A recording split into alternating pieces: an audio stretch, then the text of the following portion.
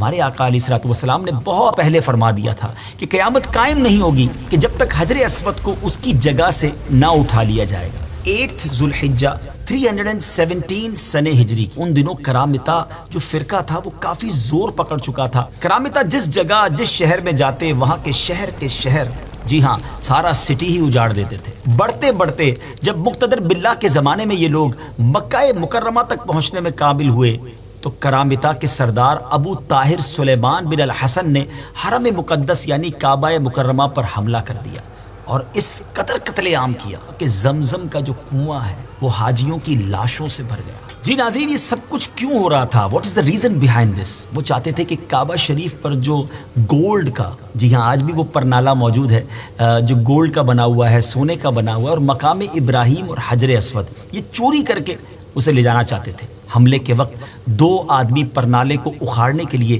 جب کعبہ شریف پر چڑھے مگر اسی وقت سر کے بل زمین پر گر کر جہنم واصل ہو گئے۔ مقام ابراہیم تو محفوظ رہا کیونکہ اس زمانے کے جو خادمین حرم تھے اسے پہاڑ کی گھاٹی میں اسے جا کر چھپا دیا تھا، مگر 14 ذو الحجہ ایئر 317 ہجری عصر کے وقت جعفر بن حلاج نے حجر اسود کو اکھاڑ لیا اور اپنے ساتھ ہجر کے مقام تک وہ لے گئے۔ حجر اسود انہی کے پاس رہا۔ ان سے بار بار اسلامی حکومتوں نے، جو زمانے کے لوگ تھے، انہوں نے مطالبہ کیا کہ اسے واپس دیا جائے۔ 50,000 سرخ دیناروں کی پیشکش بھی کی گئی مگر کوئی راہ نہیں نکلتی تھی۔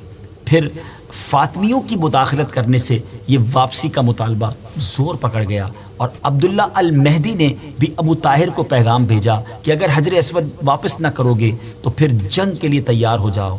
تو کرامتیوں نے یہ عذر پیش کیا کہ وہ دوسرے پتھروں میں مل گیا ہے، اب اس میں الگ کرنا ممکن نہیں، ہمارے پاس حجر اسود کی کوئی نشانی نہیں ہے۔ اب علماء کرام کا ایک بورڈ بیٹھا اور انہوں نے فیصلہ کیا کہ ان سب پتھروں کو آگ میں ڈال دیا جائے۔